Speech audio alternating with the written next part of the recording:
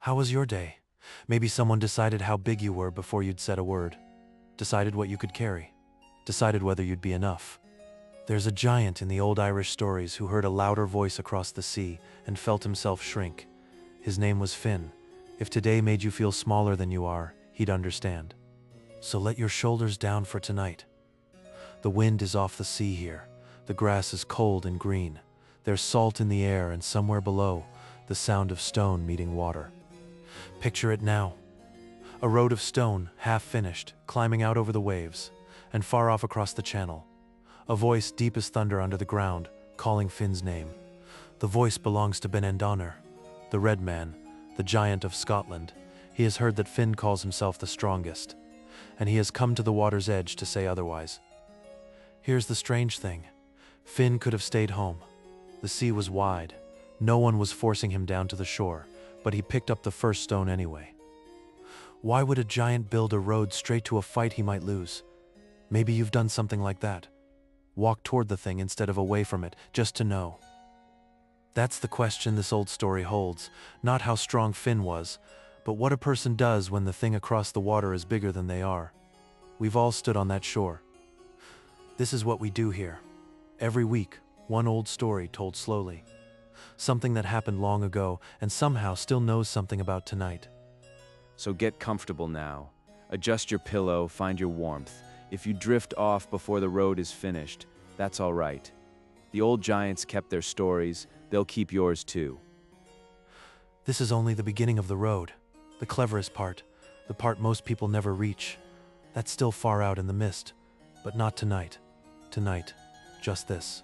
If this kind of old quiet feels good tonight, subscribe. We'll be here next week. Another story. Another night like this. Now, back to the shore.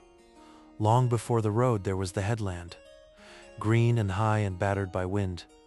This is where Finn lived, at the top of Ireland, looking out at the water all day. He was the biggest man anyone knew. Hills had been shaped by his footsteps, people said. Lakes made where he'd scooped up earth. The kind of stories that grow around someone. And beside him, always, two great gray hounds, Bran and Scialan, taller than ponies, quiet as smoke. Wherever Finn stood, they stood, watching the same horizon he watched. For a long time, that was enough. The headland, the hounds, the sea doing what the sea does, and the comfortable, easy feeling of being the strongest man in the world. Then one morning, the wind came from the east instead of the west, and it carried a sound across the channel. A laugh, a boast, a voice saying it was stronger than Finn. Finn stood very still. The hounds felt it before he spoke. Something in the easy world had tilted, and down at the shore, the first stone was already calling to him. The boast came again the next morning, and the next. Always from the east, always at the hour when the light was thin and a man's confidence is lowest. You know that hour, before the day has properly begun, when the thing you're worried about feels twice its size and you feel half of yours. Benendaner was his name. They called him the Red Man, for his hair was the color of a fire seen through smoke, and he had decided that Finn's fame was an insult to him. He had never seen Finn. That was the strange part. He had only heard the stories, and the stories had made him angry the way someone else's praise can make you angry before you've even met them. Maybe you know that too. How a name you've never met can sit under your skin. How you can build a whole rival out of hearsay and wind. Benendaner had done exactly that. And Finn heard the boasts and felt them land, not as fear, not yet.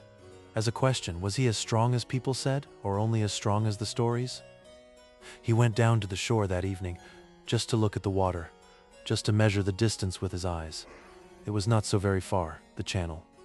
A road could cross it. A road could cross it.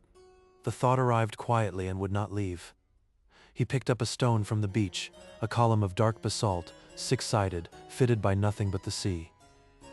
He turned it over in his hands. It was the strangest thing, a stone with edges like a honeycomb, as if the earth had cut it on purpose, as if the land itself had been waiting for a builder. Stay with that image for a moment. A giant on a darkening beach, holding a stone shaped like an answer.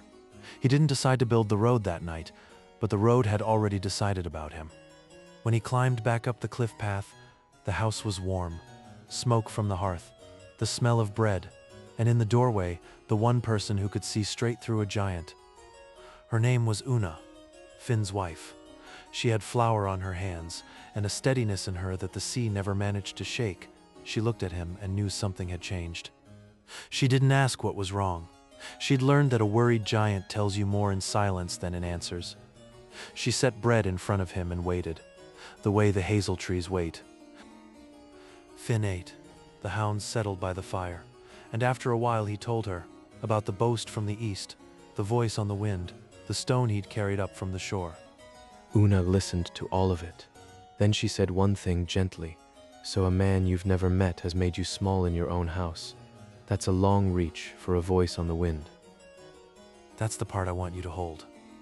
Not the giant's strength, his wife's clear eyes. She could already see what the pride could not, that this was not really about who could lift the heaviest stone. But Finn was already somewhere else. He was on the shore in his mind, lifting stones.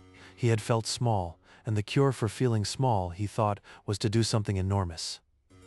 I'll build a road, he said, straight across the water, and I'll go and meet him, man to man on his own shore. Then we'll see who's the strongest. Oonagh said nothing for a moment. She was not the kind to argue with a tide. She only said, "Then build it well and come home to me when it's done. We'll talk again then." She knew something he didn't, yet she knew that the road would carry his rival home as easily as it carried Finn away. Remember that? The road runs both directions. For later. That night Finn slept badly. He dreamed of the channel, of stones going down into deep water, of a far voice growing louder. The hounds lay awake and watched the door. Here's the part the old tellers never made obvious. The giant who felt smallest was about to do the largest thing he'd ever done. Not because he was brave, because he couldn't sit still with the feeling. At first light, he went down the cliff path to the shore. The hounds came with him. The tide was out, and the dark sand stretched wide, scattered with those strange six-sided stones. He chose a place where the land ran lowest toward Scotland, and he set the first stone into the wet edge of the sea, pressing it down until the water could not move it. Then the second. Then the third. He worked the way the sea works, slowly, without hurry, as if he had all the time there had ever been. The road began to leave the land. By midday, his arms ached in a way they hadn't ached in years. It surprised him. He was the strongest man in the world, but the world, it turned out, was very heavy when you tried to lift it. The hounds stayed on the shore and watched him. Now and then he'd look back at them, small and gray on the green cliff, and the looking back was its own kind of rest. He didn't go home for 3 days. He slept on the rocks at the end of his road, the sea on both sides, the stars close, and each morning the causeway was a little longer. On the 4th morning he stood and looked at what he'd made. The road ran out behind him, back toward the green of home, and ahead, for the first time, the far shore looked closer. And on that far shore, something moved, a shape on the rocks, tall, still, watching the road come toward it, day by day, the way you might watch a storm you can't outrun. Finn lifted a hand, not quite a wave, more a way of saying, "I'm coming then." And far across the water, the shape did not lift a hand back, it only stood and grew somehow in his eyes. It is one thing to fear a voice on the wind. It is another to see the body the voice belongs to. Finn worked on and tried not to look up too often, but he looked. Back home, Oonagh climbed the headland each evening to look for him. She could see the road growing, a thin gray line going out across the water, and she could see the shape waiting at its end. She was not afraid for the road, she was afraid of what stood at the end of it. She had good eyes, Oonagh, and from this far off even, the red man looked bigger than her husband. She went back down to the warm house and began quietly to think, not about stones, about cleverness, about what a smaller, softer thing can do when it cannot win by force. She looked at the great wooden table, at the cradle in the corner, far too big, that they had never quite needed, at the griddle by the fire, ordinary things. She turned them over in her mind. Maybe you've done this. Sat with ordinary things in a hard moment, turning them over, waiting for one of them to become an answer. That's a kind of strength too, the quiet kind. She didn't have the whole plan yet, just the first edges of it. A cradle, some baking, a great deal of nerve, and a husband who would have to be brave enough to look helpless. But that was for later. For now the road was still growing, and Finn was still out there on the stones, learning a lesson the hard way, that the thing you fear gets clearer the closer you build to it. That evening, Finn stopped early. He sat at the end of his road with his feet in the cold water and looked at the far shore, where the red man had finally turned and walked away into the fog. For the first time, a small doubt sat down beside Finn on the stones. What if the red man really was bigger? What if the road he was building led only to a fight he couldn't win? Now, before the road goes further, sit with something. The people who first told this story were not afraid of their giants. They liked them. They made them clumsy and proud and a little foolish. In other lands, giants were monsters to be slain. Here, on this green coast, a giant might shape your hills, leave his footprints in your fields, and lose a contest by being outwitted, not killed. They told it this way for a reason. A coast like this is hard. Storms, stone, a cold sea. To make the giants of such a place gentle and a little silly, that was a kindness the tellers did themselves. And there's this. In these stories, the cleverest person in the room is very often a woman by a fire. Not because she is loud, because she sees the whole shape of things while the men measure their arms. So as the road grows out across the water, remember, this is not really a story about who is bigger. The tellers knew that from the start. By the fire, they always smiled at this part. Back to the road then. Finn slept that night on the cold stones and dreamed not of fighting, but of his own younger self, long ago, kneeling by a quiet brown river with a fish on a stick. For Finn had not always been a giant of the sea. Once he was a boy, learning.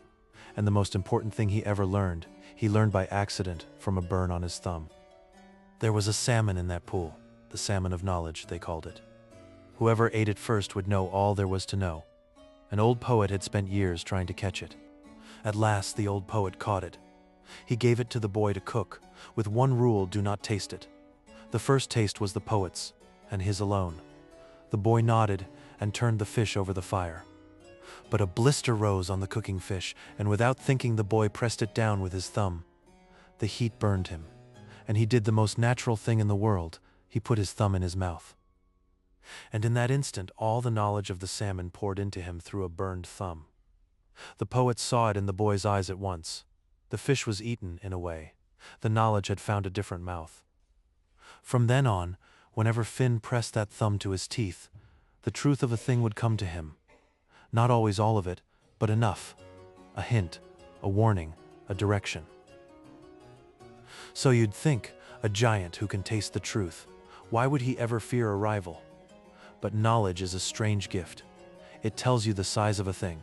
It does not tell you how to beat it.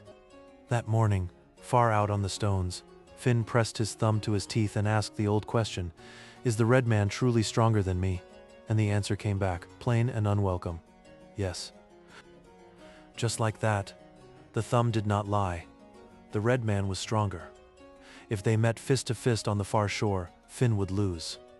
And the road that would carry him there was almost finished. He sat down on the cold stone, the strongest man in the world, with a hole opening in the middle of him. He had built a beautiful road straight to the one place he should never go.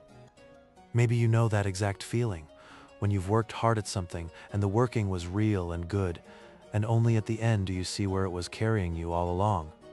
He could stop, leave the last gap unfilled, but the red man had seen the road. He knew it was coming. Stopping now would only be a different way of saying, "I was afraid of you all along." So he did a thing that took more courage than lifting any stone. He left the road as it was, almost touching Scotland, and he turned around. He would go home first. He would talk to Oonagh. It was a long walk back. The road he had been so proud of felt different under his feet now. Every stone he passed, he remembered setting, full of confidence. The confidence had gone out with the tide. Stay with him on that walk. There's no shame in it. Sometimes the bravest direction is back toward the people who love you, to say the thing you don't want to say. I think I've made a mistake. The hounds met him at the foot of the cliff. They knew his step before they saw him, and something in his step told them everything. They didn't bound. They walked close beside him up the path. Oonagh was at the door before he reached it. She had been watching the road all evening. She had seen him turn back. She already knew, more or less, what he had come home to say. He stooped under the doorway and came into the warm. He didn't speak at first. He just stood there, the biggest man in the world, looking like a boy who'd been beaten at his own game. "He's stronger than me," Finn said at last. "I tasted the truth of it. If we fight, I lose, and the road's all but finished. He'll come across it. He'll come here." The words fell heavy in the warm room. Another wife might have despaired, or scolded. Oonagh did neither. She had been thinking for 3 days while he built, and somewhere in those 3 days, by the cradle and the griddle, she'd found the shape of an answer. "You won't fight him," she said. It wasn't a question. When did fighting ever go well for the bigger fool? No. We'll let him come, and we'll let him decide all by himself that he doesn't want to. Finn didn't understand yet. How do you make a giant turn around at your own door? But he had learned over the years that when Oonagh got that look, the wise thing was to trust her and ask questions later. "Tomorrow he'll come," she said. "So tonight we get ready. There's baking to do, and a cradle to make ready. And you, my love, are going to need to learn to lie very still." She set him to work fetching flat stones from the wall outside, round gray ones, the size of plates. He carried them in, baffled, and set them by the hearth where she pointed. She was smiling now. Then she began to bake. Round flat cakes of oat and barley, the way she always did. But into the middle of some of them, not all, she pressed one of the flat gray stones and sealed the dough around it. Finn watched her hide stones inside the bread and began, at last, to smile himself. He didn't know the whole plan yet, but he could feel its shape now, and its shape was clever and kind and a little wicked. "When he comes," she said, "you'll be the baby. Our baby, lying in that cradle, wrapped to the chin, and you'll do nothing, nothing but exactly what I tell you. Can the strongest man in the world do that?" Finn laughed, the first real laugh in days. "A baby," he said. "You want me to be a baby?" But he was already looking at the cradle differently, as a hiding place, as a clever kind of armor. They worked late into the night. The cakes cooled. The cradle was made ready. The great blanket folded back, and outside, far across the dark water, the road waited, almost finished for the morning. Finn lay down at last, too big for any bed, and Oonagh sat by the dying fire a while longer, going over it all in her mind. Tomorrow a giant would come to her door. She intended to send him home. Morning came gray and still. No wind from the east today. Just a flat, calm sea, as if the water itself were holding its breath, waiting to see what would cross it. Inside, Oonagh moved through the house like a general before a battle she fully intended to win. The cakes were stacked just so. The cradle was placed where the light from the door would not fall too clearly upon it. She had Finn dress in a long white nightgown, far too large even for the cradle, and tie a soft bonnet over his red hair. He looked at himself and could not decide whether to laugh or hide. "Tuck your beard right under," Oonagh said, smoothing the blanket. "And whatever he does, whatever he says, you do not move, you do not speak. You are a baby. Babies do nothing but lie there and look enormous." Maybe you've had to do that, hold still and play a part while everything in you wants to act. It is its own kind of effort. Sometimes the hardest strength is the strength to do nothing at all. The hounds were a problem. 2 enormous wolfhounds do not belong in a house with a baby, so Oonagh sent Bran and Skeelan out to the far field and told them plainly to stay. They went, but they did not like it. Then there was nothing left to do but wait. Oonagh sat by the fire with her spinning, calm as a stone in a stream, and in the cradle, the strongest man in the world lay still and listened for footsteps on the sea. While they waited, Finn's mind went where a waiting mind goes, backward. To all the things he'd done that had made him famous. To the deeds that had built the name Benandonner now wanted to break. He remembered the Fianna, his band of warriors, hundreds of them, the finest in all Ireland. To join, a man had to be a poet as well as a fighter. Strength alone was never enough, even then. To be one of the Fianna, a man had to run through the forest without snapping a single dry stick. He had to pull a thorn from his foot at full sprint without slowing. Cleverness and grace, not just muscle. Finn had led them across every green mile of the land. They hunted the great deer in the autumn woods, They guarded the High King. They told stories by their fires that are still half remembered today. And always at his side, those two grey hounds, Bran and Scale. There was a sadness folded into them, if you knew the story, for they were not born dogs at all. They were born his own kin. His aunt, the story went, had been changed into a hound by an old enchantment while she carried her children. And so her sons were born as pups, Bran and Scale, hounds in body, but kin in heart. That was why they understood him so well, why their eyes were not quite an animal's eyes. Finn never spoke of it, but he loved them the way you love family, that the world has turned into something else. All this passed through Finn's mind as he lay in the cradle, a whole life of deeds and companions, and under it, the quiet question, was all of it about to be undone by one giant he could not beat by strength? Then faint and far off, it came, a sound through the floor more than the air. A low, slow thud, and another, footsteps, out on the causeway. The red man had set out across the sea. In the cradle, Finn felt the thuds in his spine before he heard them. Heavy, even, unhurried. The footsteps of someone who is not worried about the meeting ahead. The footsteps of someone who expects to win. Out on the causeway, Benandonner came on. The sea was calm beneath him. He looked at the road as he walked it, this great work Finn had built, and he was not impressed. He was insulted. So much effort to challenge him. He had never lost a contest of strength. Not once. It was the one true thing he owned, and a far-off island had grown a rival to it. He meant to walk over, settle the matter, and walk home before dark. This is the part that's easy to miss, but it matters before the end. Benandonner was not a monster. He was a man with exactly one thing he was proud of, and he had walked a long way to protect it. The footsteps grew. Inside the house, the bowl of water shivered with each one now. Oonagh set down her spinning, smoothed her apron, and went very calm, the way the best people go calm exactly when they shouldn't be able to. Remember, she murmured toward the cradle, not looking at it. You are our child. You sleep, you wake, you do nothing else. Whatever you hear, you are a baby, and babies are not afraid of anything. Finn shut his eyes, and in the dark behind them, to keep himself still, he went back into memory again, to a time long ago when he had also waited for something far bigger than himself to arrive. For there had been another night, years before, when Finn first earned his place among the Fianna.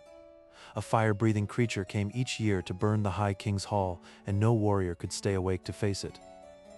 The creature played soft music first, music that pulled every man down into sleep. Then it breathed its fire on the empty, dreaming hall. Year after year, no one had ever stayed awake long enough to stop it.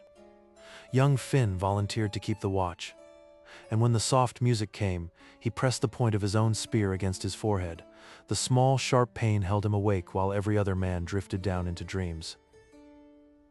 When the creature came to breathe its fire, Finn was waiting, awake, and he met it. By dawn the hall was safe, and a young man had a name. That was the beginning of everything the red man now wanted to undo.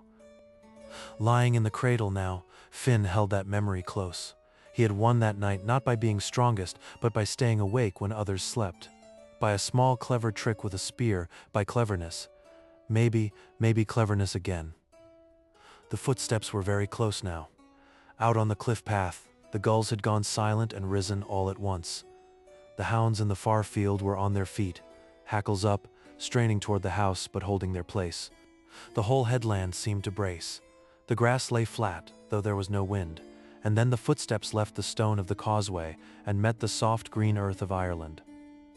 Benandonner had arrived on Finn's own land. He stood a moment on the headland, taking it in. The little house, the smoke from its chimney. So this was where the great Finn Maccool lived. It looked, he thought, rather small for so loud a legend. Inside, the whole house had begun to tremble, not with footsteps now, but with nearness. The pots swayed on their hooks. Dust drifted from the beams. Oonagh stood very still in the middle of it and waited to be afraid later. In the cradle, Finn lay as still as he had ever lain in his life. Every instinct in him said, rise, stand, face this thing on your feet.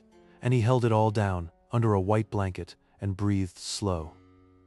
That is a thing worth remembering even now, drifting towards sleep. Sometimes the most powerful thing in the room is the one holding perfectly still, not weak, not absent, just choosing, for now, not to move. Benandonner crossed the last of the green toward the door. The shadow of him slid across the windows, blotting the gray morning light. The room went dim, and a fist the size of a boulder lifted and knocked. The knock was not loud. That was the frightening part. He knocked gently, the way you knock when you are sure of your welcome, or sure that the door and the house and everyone in it are no match for you. Oonagh let the silence sit one beat longer than was comfortable. Then she crossed to the door, lifted the heavy latch as though giants called every day of the week, and pulled it open onto the gray morning. She did not look up at his face right away. First she looked at his knees, then his belt, then up and up the great red length of him, slowly, as if measuring a tree she had no fear of climbing. "I'm looking for Finn Maccool," the red man said, and his voice filled the whole house at once, rattling the cups. "I've come a long road to test him. Tell him Benandonner is at his door." Oonagh did not flinch. She gave a small, weary sigh, the sigh of a busy woman interrupted, and said, "You've just missed him. He's off chasing a giant who's been making trouble down the coast. A great loud Scottish fellow by all accounts." The red man frowned. A Scottish fellow. He had not expected Finn to be out hunting some other giant. He had expected Finn to be home, waiting afraid. This did not fit the picture he had carried across the sea. "But come in and wait if you like," Oonagh went on, easy as anything. "He'll be back by evening. Mind the doorway, and mind your step inside, and do hush if you can. The baby's only just gone down." The baby. The red man paused, half stooped in the doorway. He had not thought of Finn as a man with a home, a wife, a child, a cradle in the corner. Somehow it made the famous name more ordinary and more strange. He ducked his head and came in. The whole house groaned as it took his weight. He had to bend nearly double under the beams, this giant who outsized even Finn, and he stood there filling the room like weather come indoors. And from the cradle Finn watched him come in through one barely open eye, and his heart, which had been steady, gave a single hard knock against his ribs. For up close in his own house, the red man was even bigger than he'd feared. This was the thing the thumb of knowledge had warned him. Bigger, stronger, no contest, fist to fist. Lying there in a bonnet, Finn understood for certain that the only road out of this was the road Oonagh was building, word by word. "Sit, sit," Oonagh said, pulling out the great chair, Finn's own chair, the only thing in the house built to a giant's size. "You'll take a bite while you wait. I won't have it said a guest left my house hungry." He sat, the chair held just, and Benandonner, who had come for a fight and found a tidy house, a missing rival, and a baby asleep in the corner, felt the strangeness of it settle over him like fog. He had come to measure himself against Finn. Instead he was sitting in Finn's chair, in Finn's house, being handed bread by Finn's wife. The fight he'd walked across the sea for was nowhere to be found, and the waiting had begun. Let's pause here a moment while the bread is fetched. There's something in this old tale worth turning over slowly. Why did the tellers make the welcome matter so much? Why is it bread and a chair that begins to win the day? In the old world of this coast, hospitality was close to sacred. To take a guest in, to feed them, to shelter them, that was a law older than any king. Even an enemy, once inside your door, was owed bread. So when Oonagh sits Benandonner down and feeds him, she is not only being clever, she is binding him with an old courtesy. A guest who has eaten your bread is harder to make into a monster. The welcome itself disarms him. And the stones, those strange six-sided columns Finn built with, the real coast is full of them. The old tellers looked at that honeycomb of rock and could not believe the sea made it, so they gave it to a giant instead. That's how a legend grows. A people see a thing too strange to explain, and they reach for the biggest story they have. A giant did this. A giant built a road here, and the road somehow is more true for the giant in it. Now back into the warm, dim house, where a giant sits waiting and a wife is reaching for the bread. Oonagh took up 2 cakes from the stack, and she chose carefully, for she knew which ones held the stones. She carried them across and set them in Benandonner's huge open hand. "Finn's favorite, these," she said warmly. "He eats a dozen at a sitting. You'll see why he's so strong. Go on, get the measure of the man through his bread." The red man, never one to refuse a challenge even at a table, opened his mouth and bit down hard on the first cake. and froze. There was a crack, a grinding, a blaze of pain across his great front teeth. He pulled the cake from his mouth and stared at it. There, pressed into the middle, was a flat gray stone, and his own tooth had cracked against it. He had bitten clean through bread into solid rock. "Is something the matter?" Oonagh asked, all innocence, busying herself by the fire. "Too hard for you? Finn does complain I bake them soft. He likes them with more bite, he says. Crunches them down like nothing at all." Soft. She called them soft, and Finn ate a dozen at a sitting and crunched them like nothing. Ben-Donner looked at the cracked stone, and then at his own aching tooth, and a cold thought began to crawl up his spine. What kind of man eats stones for his supper and calls them soft? What kind of teeth crunch rock like crust? He had come to fight a strong man. He had not come to fight a man who breakfasted on the mountains. "Try the other one," Oonagh said brightly, before he could think too long. "That first batch is always the hardest. The second should be softer." It was a lie. The second cake held a stone too. She had chosen it on purpose. Pride is a powerful thing. He could not let it be said that a cake had bested him. So he set the second one against the back teeth this time, and bit and cracked another tooth clean across. He did not cry out, but something in his great proud face came loose. He set the cakes down on the table very carefully, as though they might bite him back, and he looked, for the first time, truly uncertain. And here's the quiet center of the whole story. Ben-Donner was not beaten by anything real. He was beaten by what he imagined, by a picture his own mind built, of a man too strong to fight. Oonagh only handed him the bread. Maybe you know how that works, how the thing you dread is so often built inside you, out of small clues and a frightened imagination. How the rival across the water grows huge in the dark of your own mind. Oonagh saw the fear take root and tended it gently, the way you'd tend a small fire you wanted to grow.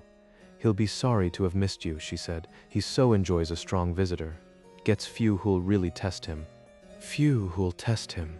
Ben-Donner had crossed an ocean believing he was that test.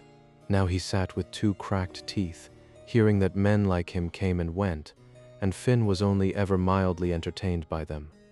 His eyes went, again and again, to the cradle in the corner, to that great still shape under the white blanket. If the father was off hunting giants and crunching stones, what, he began to wonder, was the child? In the cradle, Finn felt the giant's gaze fall on him and held himself so still he might have been carved from the same stone as his road. One twitch, one wrong breath, and the whole clever house of cards would fall. "Ah, you've noticed the little one," Oonagh said, following his eyes. "Go and look if you like. He's a fine big lad, even for ours. Takes after his father. You can see the makings of the family in him already." She was inviting him to look. That was the boldest move of all. Most tricks hide the secret. Oonagh walked her enemy straight up to it, because she knew that what he'd see would frighten him more than anything hidden. Ben-Donner crossed the room in 2 slow steps and looked down into the cradle, and what he saw stopped the breath in his great chest. A baby, yes, but a baby the size of a grown man, red-haired, broad, enormous. If this was the baby, then what, in the name of all the gods, was the father? Ben-Donner's mind did exactly what Oonagh had built it to do. It took the size of the child and multiplied it into a monster. This is the climax of the cleverness, the hinge the whole story turns on. Oonagh never lied about Finn's size. She let the giant do that himself, with one look at a cradle. The most powerful trick uses your own mind against you. And then, because Oonagh was bolder than any warrior in the Fianna, she pushed once more. "Would you like to feel how strong he is?" she asked. "Give him your finger. He's got a fearsome grip, has our boy." Now here was a danger even Oonagh's plan had to walk carefully. Finn, in the cradle, heard the offer and understood. The giant would put a finger in his mouth. And Finn had a chance, just one, to make this fear unforgettable. The red man, half in fear and half in a kind of horrible curiosity, lowered one enormous finger down toward the baby's mouth. Just to feel, he told himself. Just to know what kind of grip such a child could have. Finn waited until the finger was right at his lips, and then the strongest man in the world, pretending to be a sleeping child, bit down on Ben-Donner's finger with every ounce of strength he had been holding back all day. The red man bellowed and yanked his hand back. The bite had been ferocious, the bite of no baby that ever lived. He clutched his hand to his chest and staggered backward into the swaying pots, his face white with pain and terror. "What kind of child is that?" he gasped. "What grip, what jaws?" And he looked at the cradle as though it held something out of a nightmare. A baby that bit like a beast, a baby that cracked bones, and the father somewhere out there worse. Oonagh hid her smile and made a great show of soothing the cradle. "There now, you've gone and woken him," she scolded the giant gently. "He doesn't know his own strength yet, the lamb. Imagine him grown, imagine him his father's size." Imagine him grown. Imagine him his father's size. The words landed on Benandonner like cold water. He did imagine it.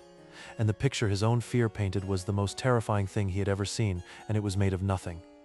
He wanted, suddenly, and with his whole heart, to be home across the sea. On his own shore, behind his own door, far from this tidy house, with its stone bread, and its biting baby, and its dreadful, absent, mountain-eating father. I'll not trouble Finn after all," he stammered, backing toward the door. Tell him Benandonner called and found no quarrel here. Tell him we've no need to test anything. Tell him I wish him well." "Won't you stay and meet him?" Oonagh asked sweetly, knowing the answer. He'd be so disappointed to miss a guest who came all this way. It was the cruelest, kindest thing she could have said, and she said it with a smile. No, I couldn't impose," he said, nearly knocking himself senseless on the doorframe in his hurry to be gone. "Give him my respects. Tell him Scotland never doubted him. Not for a moment. Good day to you, good woman." And then he was out, into the gray morning, onto the green headland, his great heart hammering. Behind him the little house sat quiet and warm, holding its terrible baby and its calm, smiling, victorious woman. He did not walk to the causeway. He ran. A giant running is a fearsome and ridiculous thing, the ground shaking, the gulls scattering, the great red figure pelting across the headland, toward the stone road and home. Inside the house, the moment the giant's running footsteps reached the stone, Oonagh let out a long breath, and from the cradle very quietly, the baby began to laugh, a deep, enormous, helpless laugh of pure relief. But the danger was not done. Far from it. Out on the causeway, Benandonner was running for Scotland, and he was running across the very road that joined the two lands, the road that meant the terrible baby's father could follow him home. And that thought struck him halfway across, with the cold water on both sides and nowhere to hide. The road. The road that brought him here would bring that monster after him. As long as it stood, he would never be safe. So Benandonner did the only thing his terror could think of. He bent down, dug his great hands under the edge of the road Finn had built, and began to tear it up, column by column, and fling the stones into the sea. He worked backward toward Scotland, ripping the causeway up behind himself as he fled, so that no one could ever follow. The sea swallowed the stones. The road that took Finn weeks to build came apart in a giant's frightened hands. From the green headland of Ireland, Finn and Oonagh came out and watched it happen. The great red man tearing their road to pieces in his fear, and the sea closing over it, until the two lands were two lands again. The threat had fled, but so had the road. Benandonner ran all the way to Scotland, and he did not stop ripping up the road until the very last stone of it was sunk. He reached his own gray shore and tore away his end too, just to be sure. And then it was done, where a road had crossed the sea. There was only sea again, a wide gray channel, empty, restless, dividing Ireland from Scotland as it had always done before a frightened giant changed his mind. On the Scottish side, Benandonner sat down hard on his own cliffs, gasping, his cracked teeth aching, his bitten finger throbbing, and he looked out at the empty water with the deep relief of a man who has just escaped something terrible. He never knew. That was the sweetest part of it, and the strangest. He never knew that the monster baby was the man himself, that the stone bread was a kitchen trick, that he had run from a woman with flour on her hands. Back on the Irish headland, Finn climbed out of that ridiculous cradle at last, pulled the bonnet from his head, and stood up to his full enormous height, the white gown hanging off him, half laughing and half amazed to be alive and unbeaten. He turned to Oonagh, and he did not know what to say. She had saved him, not with strength, with bread and a cradle and a perfectly calm face. The strongest man in the world had been rescued by the cleverest woman in it. You let him frighten himself, Finn said slowly, working it out. You never told a single lie about my size. You just gave him the bread and the cradle and let his own mind do the rest. Oonagh smiled. Now you understand. The hounds came bursting in from the far field, freed at last, and circled Finn in great glad loops, knocking over a stool, knowing only that the danger had passed and their master was theirs again. The house filled up with relief. They ate together that evening, the real bread, the soft kind, with no stones in it, and they laughed about the giant's face, and the cakes, and the bitten finger, until the laughing wore itself out, and a quieter feeling settled in. For something had shifted in Finn, and he could not quite name it yet. He had survived. He had even, in a way, won, but the great road he was so proud of was gone, swallowed by the sea, scattered on the bottom of the channel. Maybe you know this feeling too, when you come through something hard and survive it, and only afterward notice the cost. The thing you built gone, the pride you had humbled. The win that doesn't feel quite like a win. I hid, Finn said quietly after a long silence. The strongest man in Ireland, and I hid in a cradle in a bonnet. Is that a thing to be proud of, or a thing to be ashamed of? I can't tell, Oonagh. I truly can't tell. Oonagh did not answer at once. She knew that the wrong word here would do more harm than the giant ever could. So she sat with the question a while, the way the hazel trees sit with the wind, and then she spoke. You think strength is only in the arms, she said. But it took more strength to lie still in that cradle than to lift every stone of that road. You held your whole self down to save us both. That is not hiding. That is mastery. That is mastery. Finn turned the words over. He had spent his whole life believing his greatness lived in his hands, and here was his wife telling him it had lived, that day, in his stillness, in his trust, in doing nothing well. It helped. It truly did. He slept better that night than he had since the Boast first came on the east wind. And for a few days, the headland was peaceful, and the sea was just the sea, and Finn was almost content. But the old urge is a stubborn thing. It does not die because you've learned a wiser lesson. It only sleeps. And after a few peaceful days, Finn found himself standing at the cliff's edge again, looking east, listening. And on the fourth peaceful day, the east wind came back, and it carried a sound across the water. Benandonner's voice. Not a challenge this time, something worse in its way. He was laughing and telling a tale.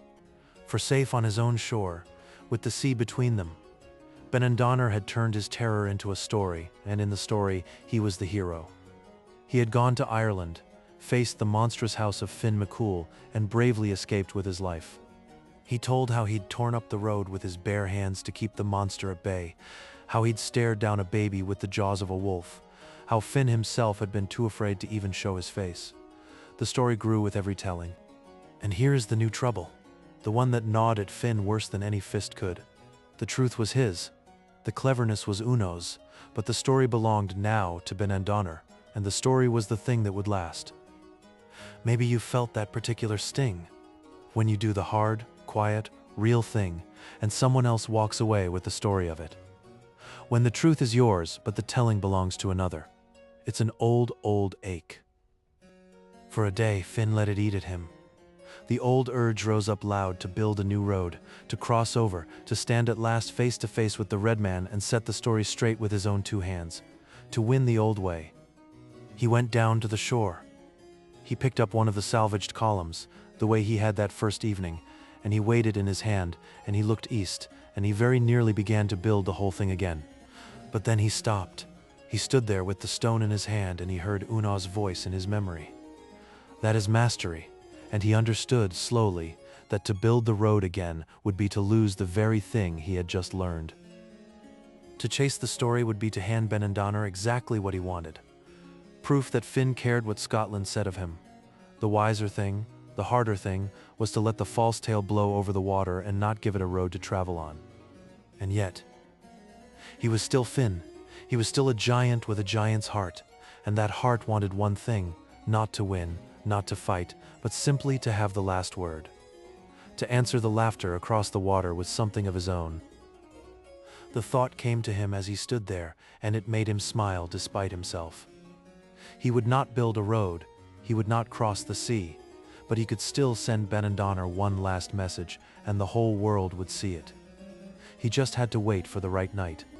He climbed back up the cliff lighter than he'd gone down. He said nothing to Oonagh yet about the idea forming in him. Some plans you keep close until the night is right, and the night he sensed was not far off now. That night the wind dropped, and the laughter from the east fell silent, and the sea went smooth as poured pewter. Finn lay awake, watching the moon move across the small window, waiting for the right night to answer Scotland once and for all. The peaceful days came back, and Finn let them. He did not rush his idea. A giant learns patience the way the cliffs learn it, slowly, from the sea, over a very long time. The right night would come. He only had to be ready. In those days he walked the land more than he had in years. Not the shore, where the road had been. Inland, the green hills and the hazel woods and the old standing stones, as if he wanted to remember what he was protecting before he acted. He came one afternoon to the hazelwood of his boyhood, where the salmon pool still lay dark and quiet under the trees. He had not been back in years. He stood at the water's edge and felt the whole of his life fold together. He pressed his thumb to his teeth, the old gesture, and asked the pool a question. Not about Benandonner this time. About himself. What was he now, if not the strongest? And the answer that came was gentle and surprising. The answer was this: he was a maker. All his life he had thought of himself as a fighter, a lifter, a winner of contests. But the things people remembered were the things he had shaped: the hills, the lakes, the road. He made the land itself. And a maker does not need to win. A maker only needs to make. The idea that had been forming in Finn since the shore suddenly settled into something clear and almost joyful. He knew now exactly what he would do, and why. That evening he sat by the fire and told Oonagh the whole of it. The boasting on the wind, the urge to build the road again, the choice not to, and the new idea, not to fight Scotland, but to answer it with one great act of making. Oonagh listened to all of it the way she always did. And when he finished, she did not laugh, and she did not warn him off. She only said, "So you've found a way to be the biggest man in the world without raising a hand to anyone. That's the cleverest thing you've ever thought of." They talked late into the night about how it might be done, where the earth was deepest and could be lifted whole, which night the sky might be clear enough for all of Scotland to see. They planned it together, as they planned everything now. And in the planning, something healed between them that the whole frightening business had bruised. They were partners again, not a strong man and the woman who saved him. Two people, each clever in their own way, building one idea together. In the days that followed, while they waited for the right night, Finn told Oonagh stories of the Fianna to pass the evenings. Old tales, some she'd heard, some she hadn't, and in the telling he understood his own life a little better. He told of the great hunts, when the Fianna ran the deer through autumn woods from dawn to dusk and feasted under the stars, of the songs they made, of the rule that a warrior must be a poet first, a fighter second. He told of the time the Fianna were trapped by a hostile lord in a hall that would not let them leave. The floor turned to clinging earth beneath them, and how they freed themselves not by force, but by patience and a clever friend's loyalty. And he told the sad ones too, for there were sad ones, of friends lost, of a young warrior, Diarmuid, whom Finn had loved and quarreled with, and who died because Finn was slow to forgive. Even giants carry regrets, especially giants. Maybe you carry one of those too. A time you were slow to forgive, and the chance went away, and only the slowness remained. Finn carried it for centuries. It made him gentler in the end. The deepest people are often the ones who got something wrong. Oonagh listened to all of it, the bright tales and the dark ones, and loved him a little more for the regrets than for the victories. For anyone can boast of winning. It takes a bigger heart to tell the times you failed. These were good nights. The waiting, it turned out, was not empty time. The waiting was healing the very thing the boast had broken. Finn was becoming slowly a giant who no longer needed to be the biggest, just the truest. And the land, in those waiting days, seemed to lean in toward him. The hazelwood was greener. The standing stones felt warmer to the touch, as if the country itself knew its giant was about to give it one more gift and was glad. Finn studied the land closely now, choosing his place, He needed earth that ran deep, that he could lift in one whole piece. He walked the central plain of Ireland and pressed his hands into the soil, testing the way a baker tests dough. He found it at last, a broad place near the heart of the land where the earth was deep and loose and could be torn up whole. He marked it in his mind. Now he needed only the night, a clear night with the moon up and Scotland watching. The right night came in its own time, the way the right things do. The wind dropped to nothing. The clouds peeled back off the sky. A full moon climbed up over the sea, huge and white, laying a silver road across the water all the way to Scotland. Finn stood at the door of the house and felt it in his chest. This was the night. The whole sky was clear from Ireland to Scotland. Whatever he did under this moon, Benandonner would see it, plain as day, across all that silver water. Oonagh came and stood beside him in the doorway. She did not need to ask. She could feel it too, the rightness of the night. "Go on then," she said softly. "Go and make them something they'll never stop talking about." He kissed the top of her head, which was as high as he could comfortably reach, and he stepped out into the silver night. The hounds rose and came with him. Their gray coats turned to moonlight, three great shapes crossing the bright headland. He walked inland, away from the shore, to the broad, deep place he had chosen near the heart of the land. The grass was wet with moon dew. The whole country lay quiet and silver around him, holding its breath for what he was about to do. He reached the place and stopped. He looked east, toward Scotland, across all those miles of silver sea. Somewhere over there the red man was sleeping, or boasting, sure he had won, sure the story was his. Finn smiled. The story was about to change. He did not hurry. He took off his cloak and laid it on the grass. He flexed his great hands in the moonlight. The hounds sat at a careful distance, ears forward, knowing something enormous was coming and wanting to see it. Then he knelt down at the edge of the broad place, and he worked his fingers deep into the cold, dark soil, all the way down, until he could feel the whole weight of it, the deep roots of the land, ready to come free. But he did not lift it yet.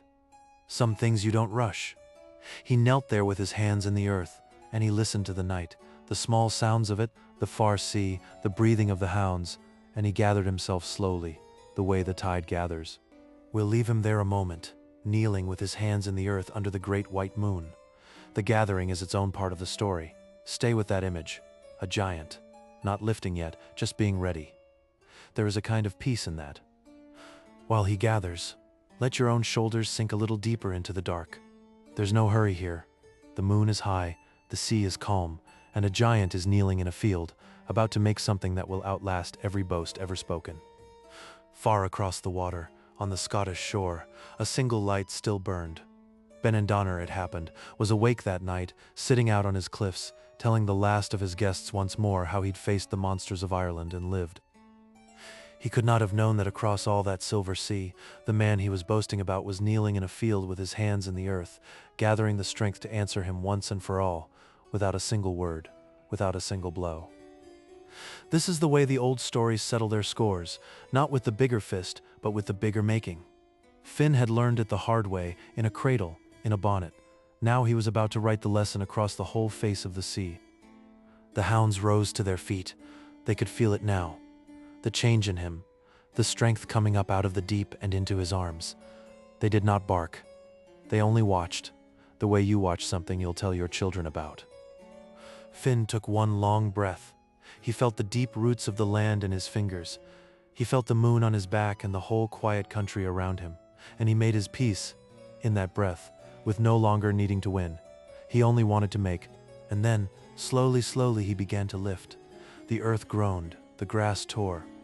A great dark shape of land began to come up out of the ground in his hands, trailing soil and roots, bigger than any hill, dripping moonlit dirt. He came up to his full height with it, the great clod of Ireland held high over his head, soil raining down around him, his arms shaking with the weight of it. The hounds backed away. The whole land seemed to tilt and hold still.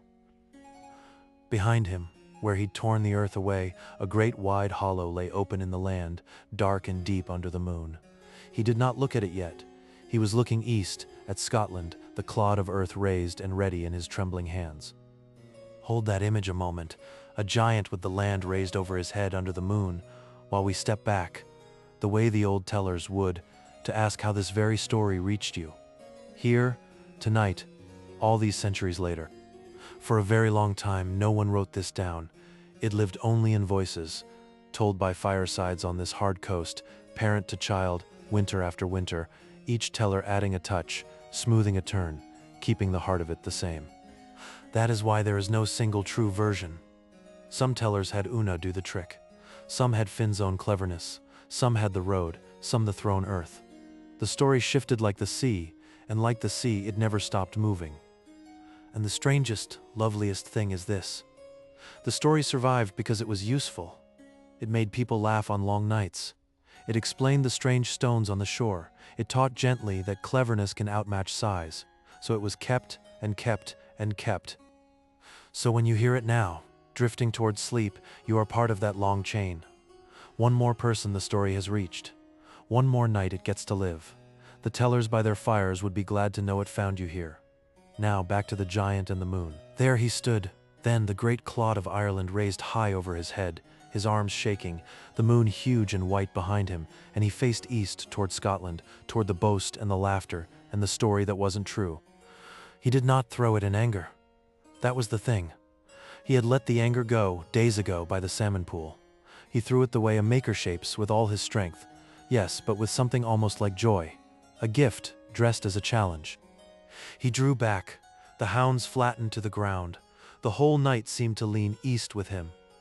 And then, with a great cry that rolled across the water all the way to Scotland, Finn Maccool hurled the land itself out over the sea. The clod of earth flew up off his hands and out into the night, dark against the white moon, trailing soil like a comet's tail, sailing out over the silver water toward the far shore of Scotland and the boasting red man. On the Scottish cliffs, Benandonner stopped mid-boast.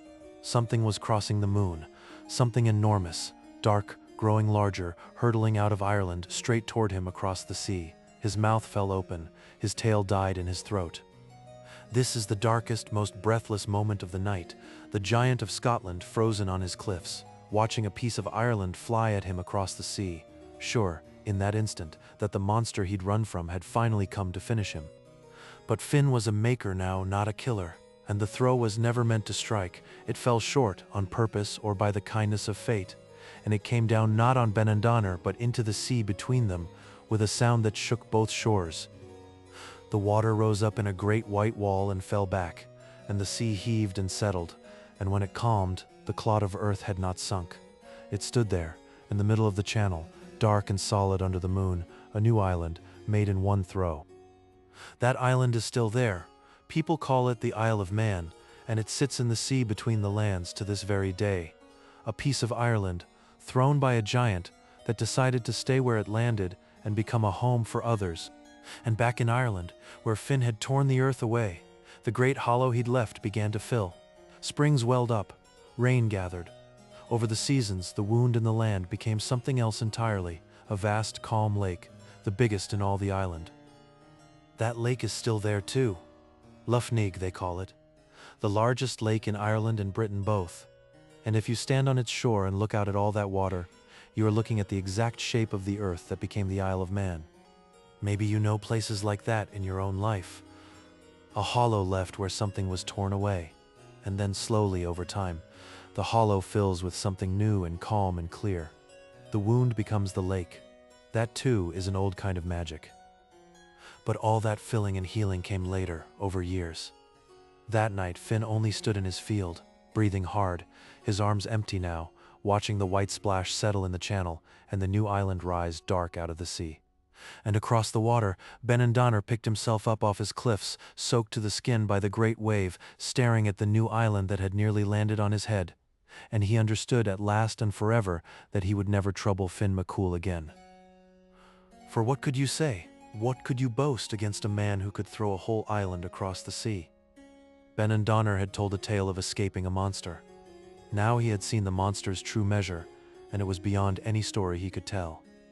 He never boasted of Finn again.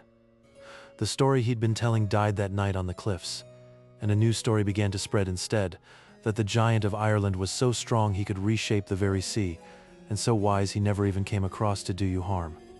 And so Finn got the thing his heart had wanted, not a victory, not a fight, but the last word. And the last word was not a blow or a boast. It was a new island, and a great calm lake, and a story that would outlive every teller who ever told it. He picked up his cloak from the wet grass and put it back on. The hounds came to him, pressing close, awed and glad. He rested a great hand on each gray head, and the three of them turned for home under the high white moon. The walk home was quiet and good. The land was silver around him. The far new island glinted in the sea behind, and Finn felt, for the first time in a long while, entirely at peace with the size of himself, neither too big nor too small. Just right. Oonagh was waiting in the lit doorway, as she always was. She had felt the throw shake the ground from miles away. She did not need to ask if it had worked. She could see it in the easy set of his shoulders as he climbed the path. "Well," she said. "Though she already knew, I threw them an island," Finn said simply. "And I dug us a lake, and I never raised a hand against a living soul." Oonagh laughed, soft and delighted, and pulled him in out of the night. They sat by the fire one more time that night, the two of them and the two hounds, and they did not talk much. There was not much left to say. The giant who had felt so small had made the sea itself bigger, and he had done it without a single blow. Outside, the moon moved on across the sky. The new island settled into the sea. The torn field waited patient for the rains that would one day fill it, and the great fall story across the water faded out, the way fall stories do when a truer one arrives. In the years that followed, the hollow filled with clear water and became Lough Neagh, and folk fished its calm and never knew they fished a giant's footprint. And the Isle of Man grew green and full of its own people, who made their own stories there. And on the Antrim shore, where the road had been, the broken stubs of the causeway stayed. The sea wore at them, but it never quite took them all. They are still there, those strange six-sided stones, marching out into the water and stopping short. People come from all over the world now to walk on them. They step from column to column, out toward the sea, and they wonder how such a thing could be. And someone always tells them the old answer: a giant built this. A giant named Finn. That is the thing about what Finn made that night. The island, the lake, the broken road, they outlasted him. They outlasted every teller. They are out there in the real world right now, in the dark, while you lie here, holding the shape of an old story. Finn lived on a long time after that night. The Fianna had more adventures, more hunts, more songs, but he was different now, gentler. He had learned the thing that the Boast on the wind had come, in the end, to teach him. He had learned that being the strongest was never the point, that the things worth keeping were the welcome at his door, the cleverness of his wife, the loyalty of his hounds, and the joy of making something that would outlast him. The rest was only wind. And on quiet evenings, he would sit at his door and look out at the new island far in the sea and at the broken road below, and feel no need to fix either of them. They were finished. They were enough. He was enough. The sea could keep them now. Stay with that picture a while, as the night deepens. A giant at his door at evening, wanting nothing, fixing nothing, just looking out at the things he'd made and finding them good. There are worse ways to measure a life than that. The hounds grew old beside him, as hounds do, and he loved them through it. Oonagh's auburn braid went silver, and he loved that too. The headland stayed green, the sea stayed gray, and the story of the giant who never raised his hand quietly took root and spread. And far across the water in Scotland, even Benandonner grew old and softened, and would sometimes look west across the sea at the island that nearly fell on him, and shake his great gray head, and almost smile at the size of the man he'd run from. The two giants never did meet, face to face. The sea kept them apart, as it had from the start, but in a way they shaped each other across that water. One made gentler by his fear, the other made wiser by being feared, and neither ever fought at all. That is nearly the whole of it. The giant, the boast, the road, the cradle, the bread, the throw, the island, the lake. An old, kind, clever story, worn smooth by 1,000 tellings, and it has been carrying its lesson quietly all this time, waiting for tonight. Before we let the story settle fully into the dark, pause once more, the way the old tellers always did at the end. Think how strange and lovely it is that a tale this old should still be told at all, that it lived long enough to reach this very night. For 3,000 years and more, people on this coast have pointed at the stones and the island and the lake and said, "A giant did that," Long after they stopped believing it, they kept saying it, because the saying was a kind of love. The story changed shape over all those years, the way all old stories do, but its heart stayed the same. The clever beat the strong, the welcome beat the threat, and the maker outlasted the fighter. That heart is what survived, and what found you tonight. And here's the gentlest thought of all to carry towards sleep. Every person who ever told this story is gone now, but the story isn't. It's here, in this room, in you. For one more night, you are the place where Finn Maccool lives on. So hold it gently, the way you'd hold anything old and precious that was handed to you in the dark. You don't have to do anything with it. Just let it rest in you tonight. The tellers by their fires would be glad. Now, the last of the story. There's not much left to tell, and that is as it should be. The great deeds were done. The island was made. The lake was filling, and Finn Maccool lived out his long years on his green headland, the strongest man in the world, who had finally stopped needing to be. Some say he did not die at all. Some say he and the Fianna only sleep, in a deep cave under the green hills, with the hounds at their feet and their swords across their knees, waiting for the day Ireland will need them most. They say that if you find the right cave and blow the great horn that hangs there 3 times, the Fianna will wake and rise and come out to set the world right. Most who've tried have blown it once or twice, lost their nerve, and run. It's only a story, of course, a story about a story. But it's a comforting one to hold on a dark night. The idea that the old strength is not gone, only sleeping. That somewhere under the green hills, a gentle giant rests, and could rise if he were truly needed. Maybe that's a good thing to carry with you towards sleep yourself, that rest is not the end of strength, that lying still in the dark, gathering, is its own kind of power. Finn knew it in the cradle. He knows it now, sleeping under the hills. So as you lie here now in your own dark, you are in good company. A giant rests under the green hills of Ireland. An island sits quiet in the moonlit sea. A lake lies calm and full where a wound once was. All of it resting, all of it enough. The wind off the sea has dropped now. The headland is dark and still. The little house where the bread was baked and the cradle stood sits quiet under the moon. Its fire burned down to soft red embers, its giants long at rest. And out on the Antrim shore, the broken causeway waits in the dark, its stones cool now, the sea sliding gently over them, in and out, the way it has for longer than any story can remember. That sound, the sea over the stones, in and out, is a good one to fall asleep to. It is the sound that was there before the giant, and during the giant, and long after. The patient sound of the sea, keeping the old story safe in the dark. We have come almost to the end of the road, you and I. There is just a little more to say, and then we'll let the story rest, and you with it. So settle a touch deeper. Let the sea keep its rhythm. There is nothing left to do but drift. Think once more of the giant kneeling in the field, gathering himself under the moon, in no hurry at all. That stillness before the great act. That is where you are now, not at the end of something, at the quiet gathering, restful center of it. And here, at the very last, is the image to carry down into sleep. The giant rises. He lifts the land, and against the great white moon, for one endless quiet moment, the whole shape of Ireland hangs in his hands, dark and beautiful and weightless. He does not throw it in anger. He throws it like a gift, and it sails out over the silver sea, slow and certain, dark against the moon, the most beautiful and gentle thing a giant ever did with all his enormous strength. It comes down softly in the sea, and the water rises and falls and settles, and where it lands an island is born, and where it was lifted a lake will fill. 2 gentle marks on the world, made in one slow throw, under one white moon. And the giant lowers his empty hands and breathes and finds that he is, after all, exactly the size he was meant to be, not the strongest, not the biggest, just enough, just himself, and that at last is plenty. That is where we will leave him. Then, standing in a moonlit field, his hands empty, his heart easy, the island settling in the sea, the lake beginning to fill, the strongest man in the world, finally at peace with being only himself. Rest now, the story will keep. So what was it all about, this old tale of giants and stones?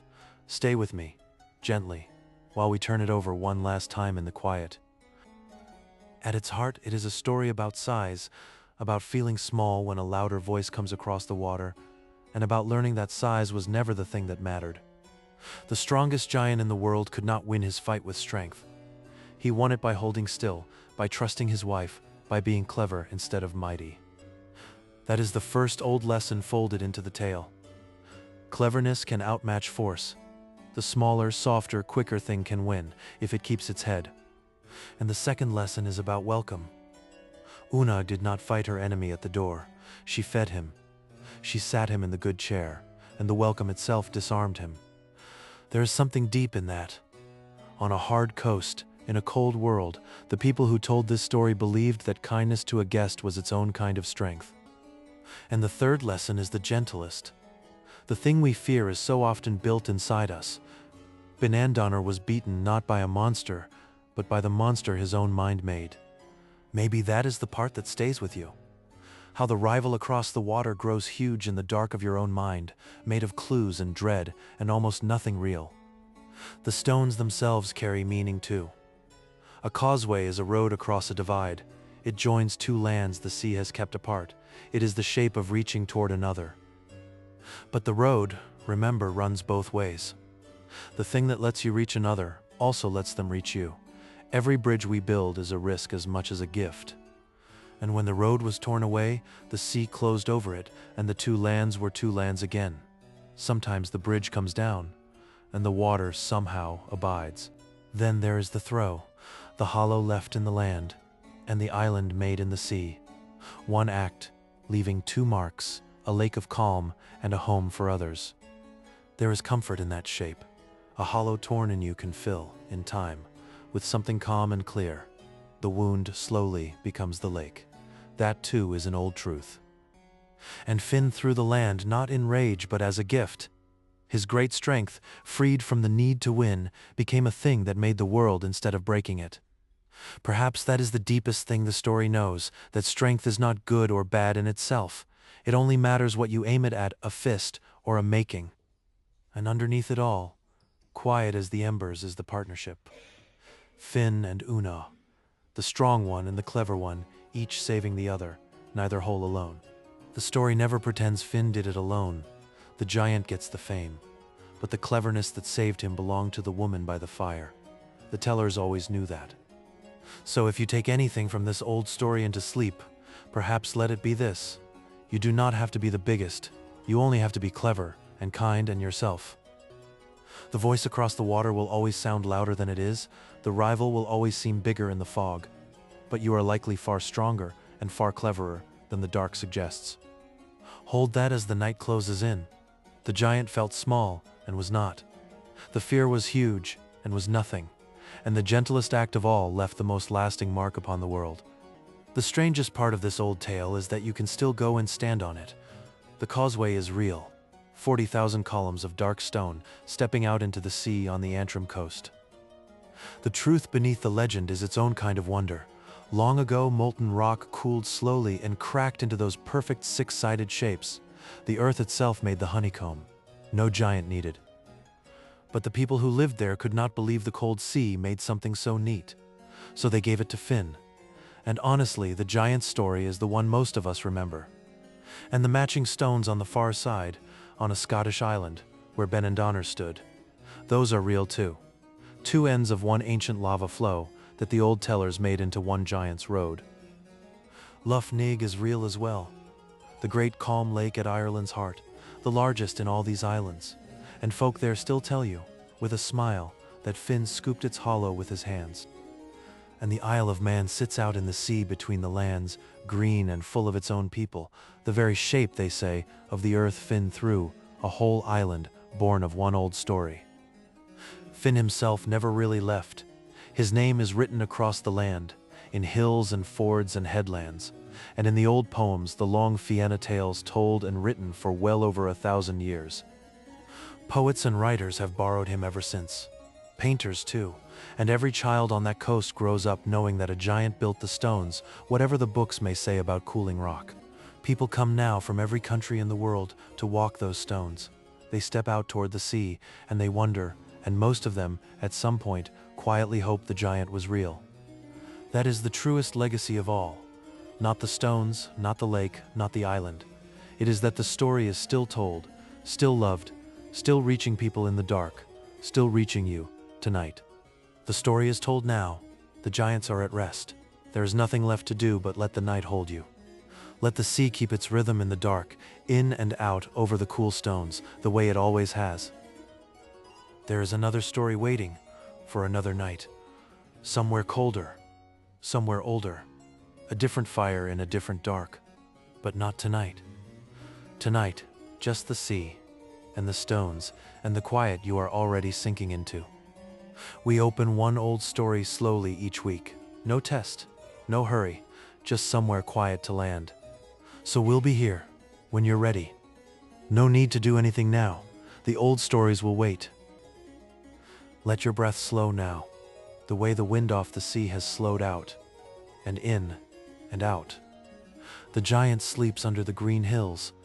The island rests in the sea, and you are resting too. There is nothing across the water tonight that you need to fear, only the moon and the quiet and sleep. Rest now. The story will keep. The sea will keep. Good night, and let the old quiet carry you down.